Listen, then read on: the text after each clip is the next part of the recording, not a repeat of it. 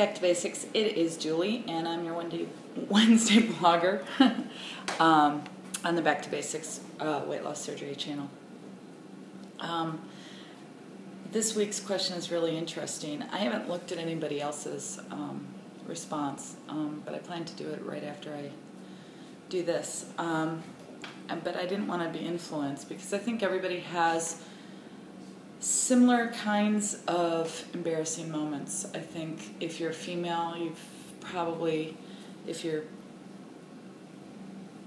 let me first say, if you're watching me first this week, the question is have you ever had an embarrassing fat moment? What was it? Does it motivate you now, or is it something in your past to be forgotten? Was it awkward? That kind of thing. And I think if you're female, you've always been asked, or I think that a common one, if you're morbidly obese female, one is you're pregnant, that kind of thing. So I didn't want to see what everybody else talked about. And yes, I was asked that. That was pleasant. And no, I wasn't pregnant at the time. I got my evening tea right before bed. I drink my tea. I just got done, and this is how I'm going to answer it. I'm going to answer it in a weird kind of off-kilter way. I just got done watching The Black Swan, and great movie. My daughter bought it, and so we were all watching it in our living room, and my husband had never seen it. And it's essentially, the story of someone fighting herself. I'm not going to give too much of the plot away, but she's fighting her own inner demons. And I think that it's kind of an apt analogy for this question, because I think when you're morbidly obese, you are fighting yourself. It's the embarrassing moment brings into high focus that you have become your own worst enemy in many ways. Whether it's not being socially acceptable by society, whether it's not being able to sit in a plane, whether it's not being able to bend over and tie your shoes, any of those kind of things.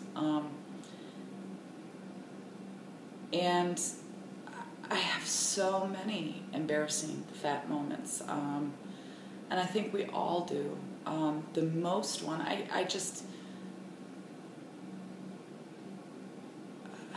all of them are drilled into my head.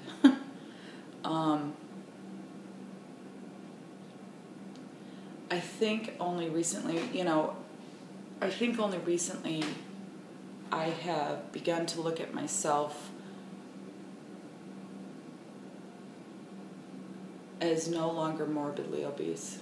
And I'm coming up on my 4th year post-surgery. That's a long time.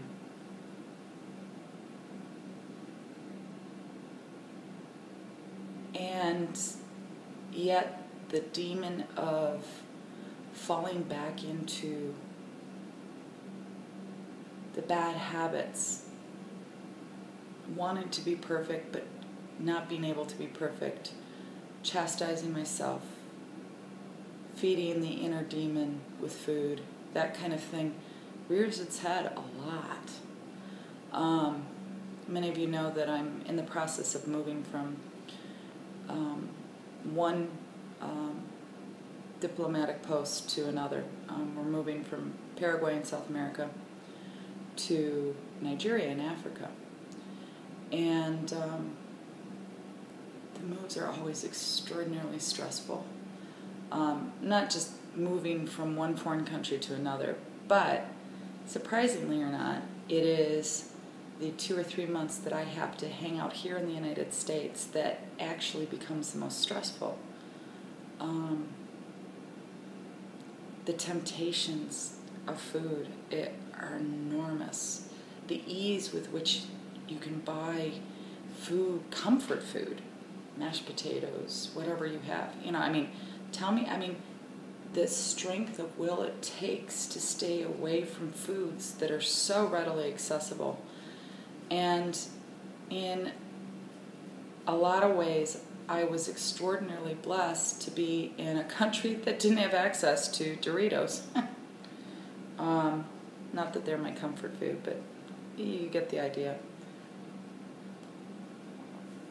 But the idea is the embarrassing moment. I flash back to when my husband was posted to Iraq, and the kids and I had to stay home, and we were living outside of Washington, D.C. at the time. And I was, working full-time as a teacher and going to night school to get my master's degree in education, and I had 3 teenagers. No, I take that back. I had a kid in high school, I had a kid in middle school, and I had a kid in elementary school.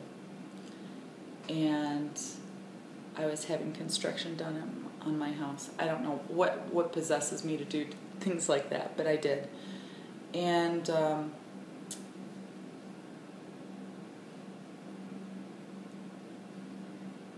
I was so morbidly obese, I couldn't bend over and tie my shoes. I had to ask my kids to put my shoes on. I also, my bedroom joined with the family room, and so the kids would have their friends over, and they'd, have sleepovers, or they'd watch TV late, and I'd go to bed early. And the kids would tell me after, the next morning, "Mom, you snort so loud that we could hear it through the wall and while we were watching the movie. We had to turn up the movie."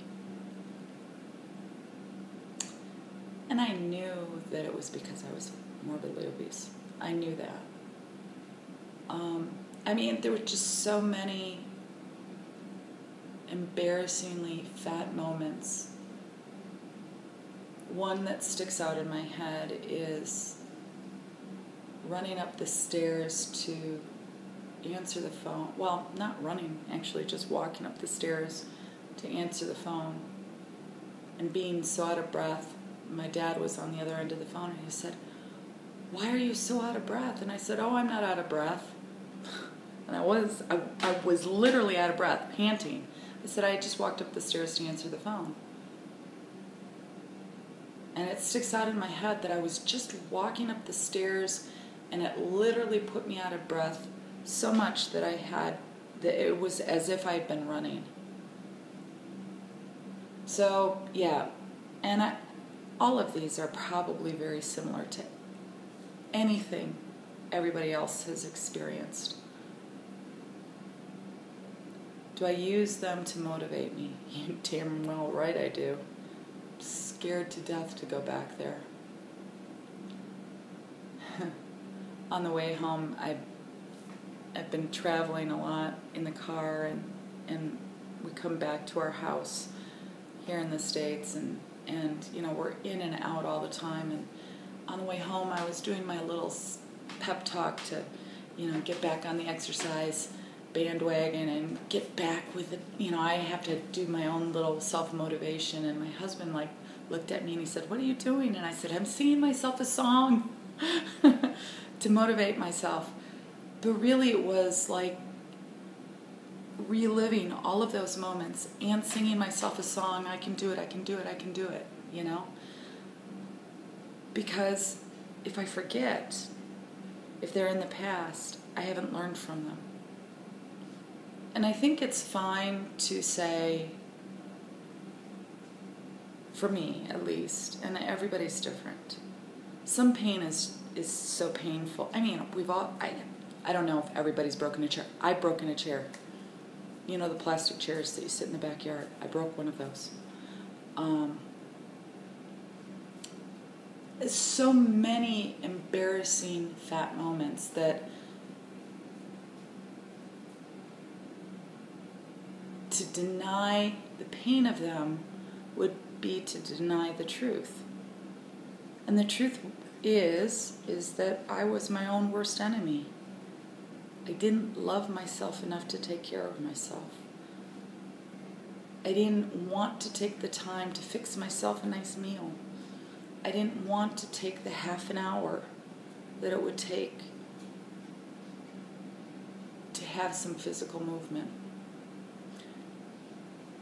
So, yes, embarrassing, yes. We've all been there. But motivating, damn right. So, that's it.